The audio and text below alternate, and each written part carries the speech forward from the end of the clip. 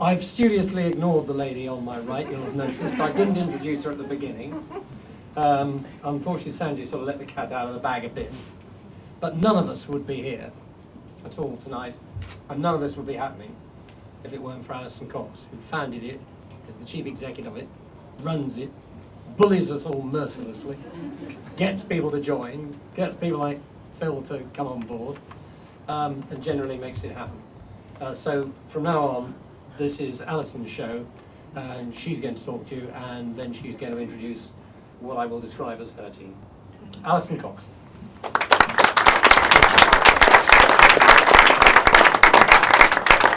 At the end of everybody's speeches, I'd just like to say one word and start by saying welcome to all of you. You've come from all over the country to be here, and we're hugely appreciative. The room is absolutely full, and I'm thrilled to bits with all the people that have come. Before I forget to do so, because I'll get into terrible trouble, I'd like to say thank you especially to all our MPs. I do have to keep reminding myself that this is your house, and we are here because you've invited us in. And I don't want any of us to ever forget that. And what you do for us is huge.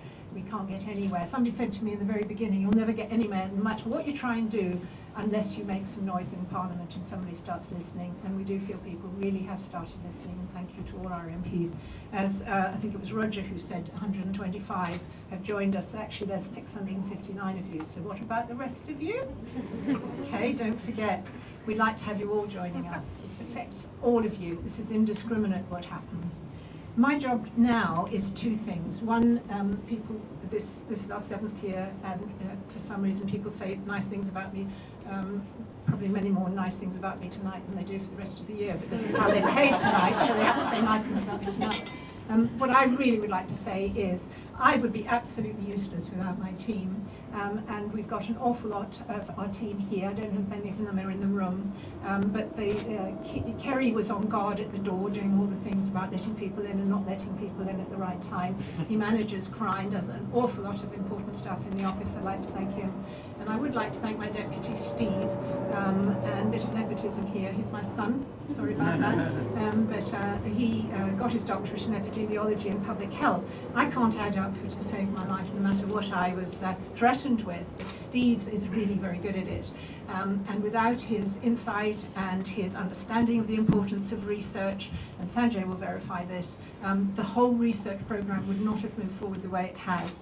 And he has made an enormous contribution, and in particular I dumped on him the full responsibility for organising the Test My Heart tour, which I think anybody who was involved was really quite stunned by, and we were particularly too. Thank you to Phillips for that, and particularly to Steve for sorting out all the supermarkets and everything else, and also to all our doctors. I'd also like to say a big thank you to our trustee board. They're here sort of incognito, but they're dotted all over the place, and you'll see trustee on their badge, and so please, a very big thank you. They are very quiet about the contribution they make. It's huge. I'm going to finish off because I know our patrons and everybody else I've been listening has been thanked, so I'm not going to thank everybody else again.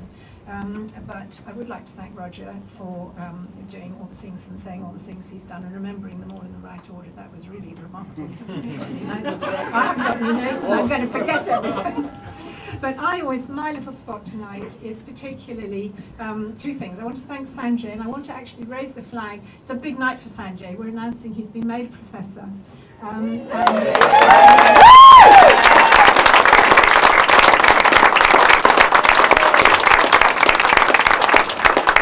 You've heard him talk. More than any other consultant cardiologist, he brings tears to my eyes because his understanding is how he's prepared to listen to feelings and try and get inside and underneath that great big clunking gate that comes down after a tragedy, and he really, really does listen, as all of you will have heard. It makes him very special. I didn't think anybody else would ever think as special as we have always thought you were.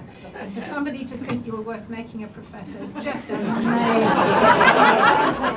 He's the first cardiologist in his year, of course. He's 44, incredibly young to be a professor. And we are absolutely thrilled with St George's for taking you on, and we have taking you on as professor for inherited cardiovascular disease and sports cardiology. First time that has been set up anywhere, as far as we know, in the world. A clinic that's combined to cover all the options, and we're very, very thrilled to have you on board with us. And don't you think we'll ever let you go? Now, my real point now is just to finish with what we're all after, and that's our kids that have been diagnosed in time and are being treated. They're all over the room. I wonder if they could slowly make their way there, and I will keep talking.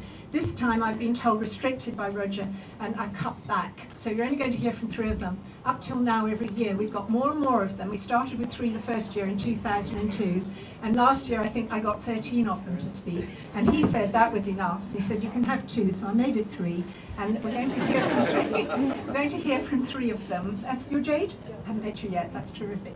Jade and Danny and James, but I would like the rest of you just to come and stand around, because what I wanted to say was this. This is what we're about, isn't it? This is what we're trying to do. We're trying to reach out and find people in time.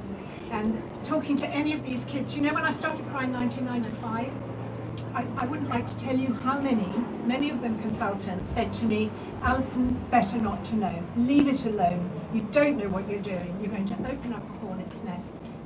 Better not to know. Every one of these kids will tell you, won't you? Right? These are all kids that know. I remember what Rebecca said. I really had a problem with it in the beginning, my ICD. Many of them have got internal cardiac defibrillators in. She said, but now it's my best friend. Others will say that, and it's a great conversation starter, right? Others will say all sorts of different interpretations of that, but they are a remarkable group. We have tremendous fun when we get together. You don't turn up often enough at our meetings, as you know, which leads me on to another thing. This is the night we're launching the beginning of our magazine, which in the first place is only 2 pages. It's going to be a proper pucker magazine in the end, by the time you've all finished contributing properly as you do to it. We are also launching tonight. We've got the 2 Janes, Jane Stubbs and Jane Slack. Can you put your hands up where you are, Jane and Jane? There we are at the back. We are launching next year, because our screening program is expanding, we're finding more and more people, we're diagnosing more and more people, and so, okay, what are you going to be doing with them then, they say to me. And what we're going to be doing is we've been having a clinic, meetings, but of course a clinic, it sounds horrible. Sorry, don't mean that to be mean, Sanjay, it's not meant to be that your clinics are horrible. But clinics isn't the right word, it's a meeting day. Sanjay and Elijah have taken these events themselves. They talk to the kids informally about their conditions. We have a counsellor who comes and gives them group counselling, and they also get the opportunity to meet each other.